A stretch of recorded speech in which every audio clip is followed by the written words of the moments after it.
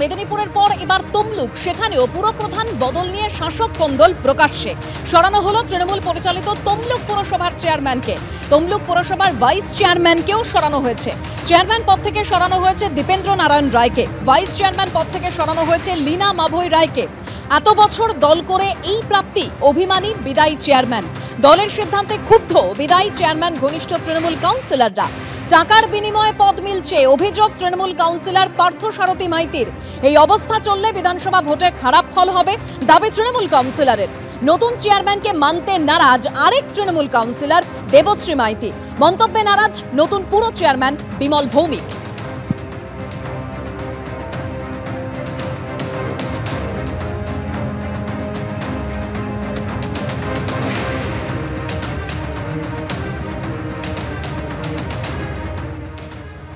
অন্যদিকে মেদিনীপুর পুরসভাতেও রদবদলের সিদ্ধান্ত, সিদ্ধান্ত নেওয়া হচ্ছে যে ভাইস চেয়ারম্যানকে সরানো হতে পারে, এরকমই সূত্রের খবর।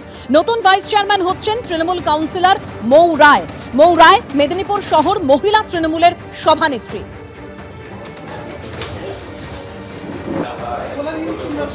মেদিনীপুর পুরসভাতেও রদবদলের সিদ্ধান্ত তৃণমূলের, সরানো হচ্ছে ভাইস চেয়ারম্যান, এরকমই সূত্রের খবর।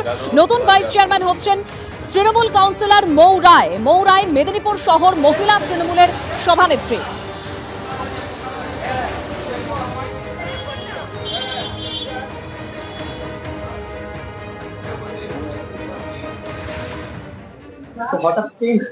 সেটা আমি করতে পারবো না, সেটা দলের নির্দেশ। আমাকে ডেকেছেন, আমাকে বসিয়েছেন, আমি দল বলেছে, আমি এসে বসেছি, মানে আমি এর বেশি কিছু বলতে পারবো না।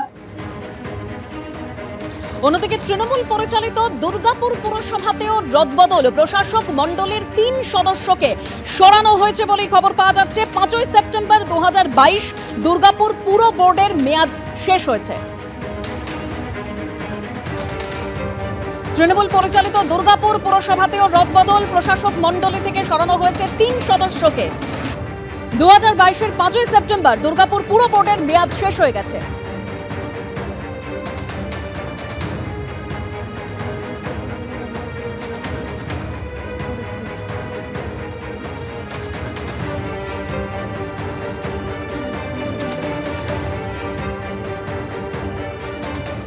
জেলায় জেলায় তৃণমূলের পুরপ্রধান বদল, আর বারাসাত পুরসভায় পুরপ্রধান বদল নিয়ে এবার তৃণমূলের গোষ্ঠীদ্বন্দ্ব প্রকাশ্যে। তৃণমূল সাংসদ কাকলি ঘোষ দস্তিদারের সঙ্গে মতানৈক্য বিদায়ী পুরপ্রধান অশ্বনী মুখোপাধ্যায়ের। গতকাল বারাসাত পুরসভার উপপুরপ্রধানের কাছে পদত্যাগপত্র জমা দেন পুরপ্রধান।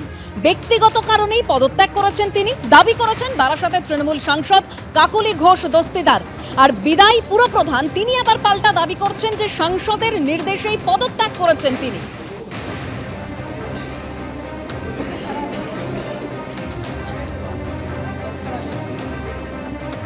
সাংসদ অভিষেক বন্দ্যোপাধ্যায় কঠোর হাতে তিনি একটা নিশ্চিতভাবে দলকে চাঙা করার জন্য এবং আগামী দিনে রাজনীতিটাকে যাতে বাংলার মাটিতে সুসংগঠিত ভাবে তিনি সাফল্যের পথে এগিয়ে নিয়ে যেতে পারেন চেষ্টা করছেন। অভিষেক বন্দ্যোপাধ্যায়ের নেতৃত্বে এই দলটা এখন যেভাবে সংগঠনটা চলছে তার পরিপ্রেক্ষিতে নিশ্চয়ই রদবদল তিনি করতেই পারেন।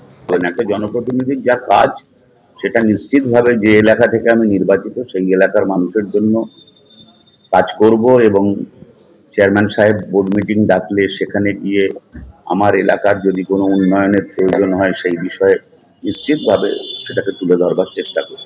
আমি যতদিন আমি দলের একজন